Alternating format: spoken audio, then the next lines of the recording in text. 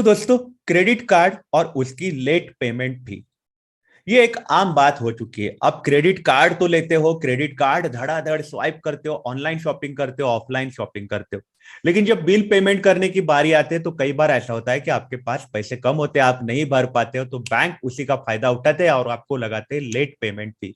अब ये late payment फी कितनी होती है हमें कुछ समझ में नहीं आता। ये ब्याज जो है, इंटरेस्ट है, वो कैसे कैलकुलेट किया हमें सच में समझ में नहीं आता। हमें बहुत ज्यादा उसमें कैलकुलेशन में जब हम घुसते हैं तब अपने को समझ में आता है। लेकिन आज की वीडियो में हम कंपेयर करेंगे कि कौन सी बैंक जो है जो आपको कम से कम लेट पेमेंट फी लगा रही है और कौन सी बैंक जो है जो आपको ज्यादा से ज्यादा लेट पेमेंट फी लगा के आपको लूट रही है। तो करते हैं हम उस बारे में डिटेल में बातचीत। तो मेरा नाम है राकेश, टैक्स जंक्शन में मैं आपका स्वागत करता हूं। मैं आपको रिक्वेस्ट करूंगा कि आप मेरे चैनल को बिल्कुल सब्सक्राइब करिएगा, क्योंकि यहाँ पे मैं सिर्फ और सिर्फ इंपॉर्टेंट अपडेट ही देते रहता हूं। तो करते हैं हम बात क्रेडिट कार्ड के लेट पेमेंट फी की।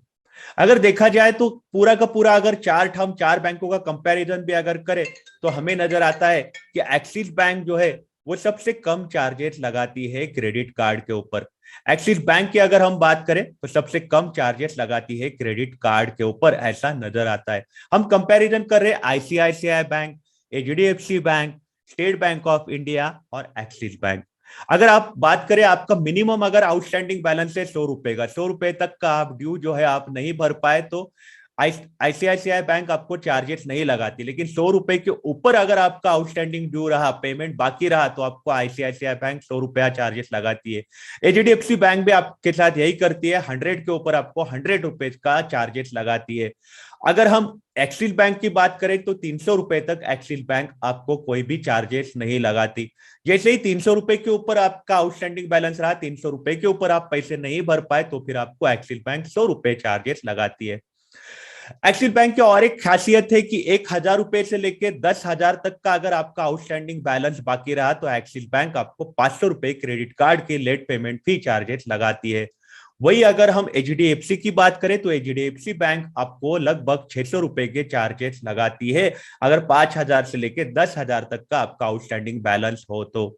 वही अगर आईसीआईसीआई की बात करें तो वो 750 रुपए का आपको चार्जेस लगाती है लेट पेमेंट का, अगर आप पैसे नहीं भर पाए तो।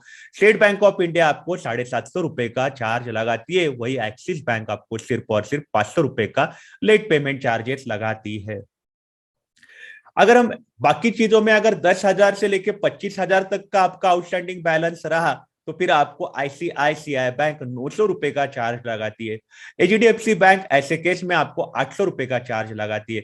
वही एक्सिस बैंक जो है वो आपको 10,000 से लेकर 25,000 का आउटस्टैंडिंग बैलेंस हो तो सिर्फ और सिर्फ 750 रुपए का लेट पेमेंट फी चार्जेस लगाती है।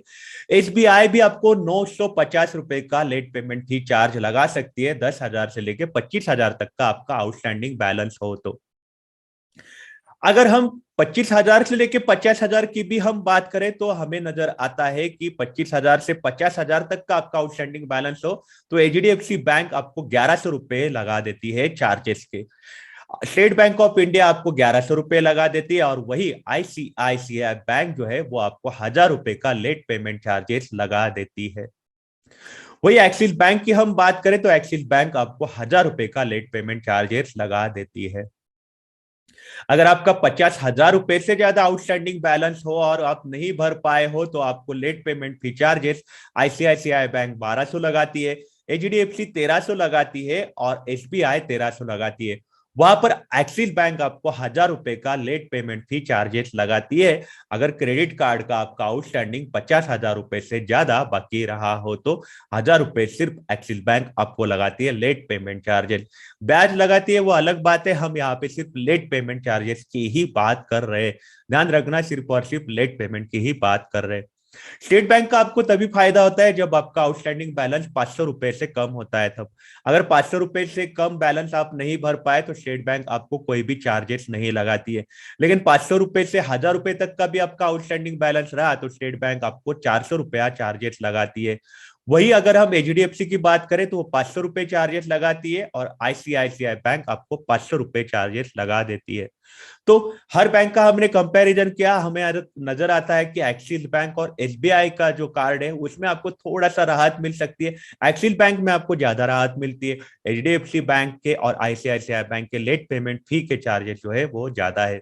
आईसीआईसीआई बैंक ने वैसे भी आपको जब अनाउंस किया था कि आप आईसीआईसीआई बैंक से अगर कैश विड्रॉल करो क्रेडिट कार्ड पे तो फिर आपको वो एडवांस पेमेंट बट ऑब्वियस माना जाता है, तो उसके ऊपर आपको 2.5% का चार्जेस भरना पड़ता है।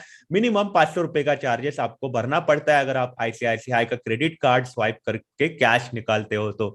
वही अगर एचडीएफसी की बात करें तो भी आपको 2.5%, जितनी कैश निकाली आपने 10,000 निकाली है तो 2.5% का आपको चार्जेस, मतलब 250 चार्जेस या फिर 550, तो 550 रुपए आपको भरने पड़ सकते हैं।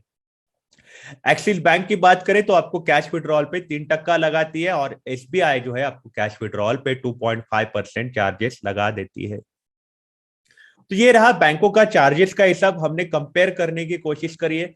तो आपकी इस बारे में क्या राय है मुझे आप कमेंट सेक्शन में जरूर बताइएगा।